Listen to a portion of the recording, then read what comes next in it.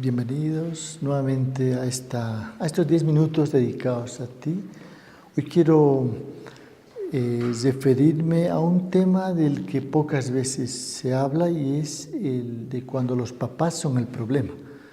Siempre se enjuicia, se cuestiona a los estudiantes, jóvenes, adolescentes, niños, siempre problemas como la deserción escolar, el bajo rendimiento en cuestión académica y toda la problemática que supone el proceso formativo está atribuido a los estudiantes. Hay diversos diagnósticos que van aludiendo a supuestas inadaptaciones, hiperactividad o, en fin, un conjunto de situaciones, incluso algunas de ellas tachadas de patológicas y medicadas, lo cual es una barbaridad.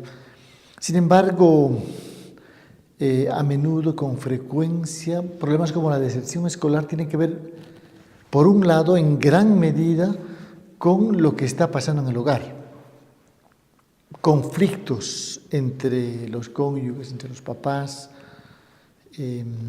o una incipiente capacidad y formación de los padres de poder educar a los hijos, el hecho de que los comparen, el hecho de que cuestionen hasta el punto a veces de ridiculizar los errores de los niños o adolescentes, el hecho de que les den mal ejemplo, que los hijos vean incoherencias, un discurso verbal y una acción al contradictorio con él. Todo esto genera niveles de confusión, de malestar, que va preparando el terreno para que las nuevas generaciones germinen en conflictos que luego más adelante van a aflorar de diversas formas. Muchas veces me he preguntado, ¿y no sería necesario escribir, publicar manuales de cómo ser papás, de cómo influir adecuadamente en el desarrollo de nuestros hijos?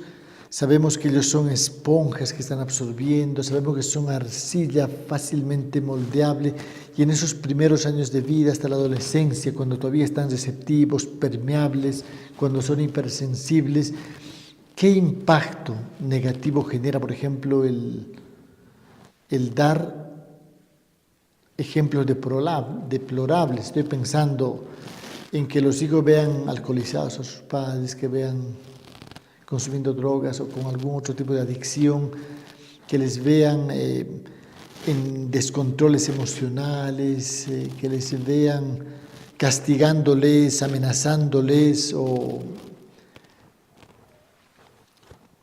en diversas situaciones incómodas. Todo esto para el estudiante, para el niño, para el joven, es generador de heridas que luego va a transportarlas, incluso muchos años después, décadas después, cuando las heridas ya han sanado, queda la cicatriz, queda el trauma, queda el recuerdo, queda esa mala sensación de haber atravesado circunstancias que han generado una gran cantidad de desgaste energético. No es en absoluto atribuible todo a las nuevas generaciones.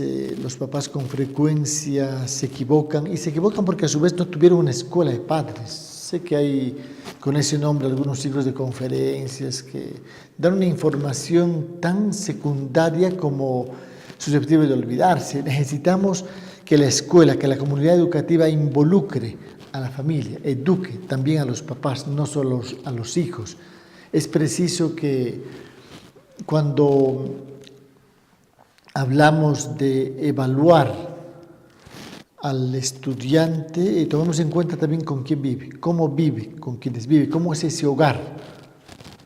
No podemos solo medir rendimiento escolar a partir de capacidades memorísticas de información que a menudo es secundaria y que más temprano que tarde será olvidada. Requerimos que la preparación sea para la vida. Necesitamos que los adolescentes, que los jóvenes se preparen para vivir. Este es un arte sagrado, esta es una caminata maravillosa que implica cantidad de herramientas que tenemos que manejar, de conocernos, para empezar a conocernos a nosotros mismos. Ahí está la meditación, ahí está la reflexión, la autoobservación, en fin, cosas de las que vamos a ir hablando posteriormente en estos mismos encuentros.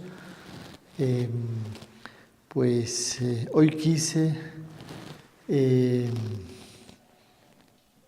hoy 1 de julio, quise decir ¿y qué pasa cuando los que generan el problema de los estudiantes son los papás?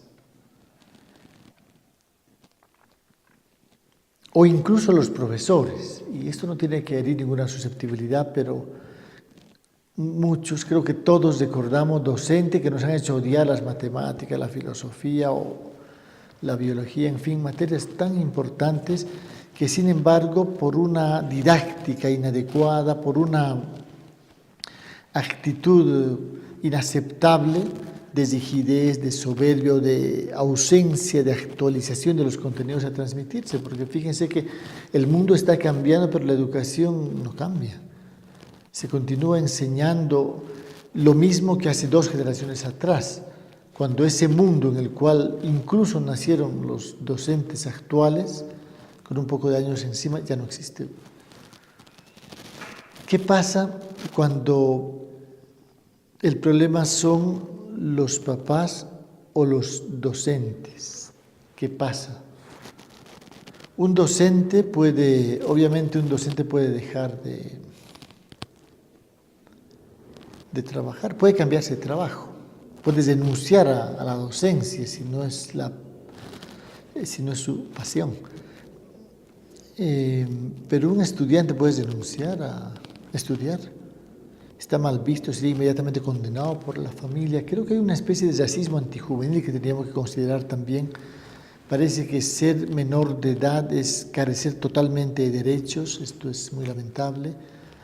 Es importante que reflexionemos todo esto. Tú sabes, yo te convoco a que nos sentemos juntos, así, a tomar algo, a tomar la reflexión que te proponemos cada vez, a caminar juntos, como una manera de ir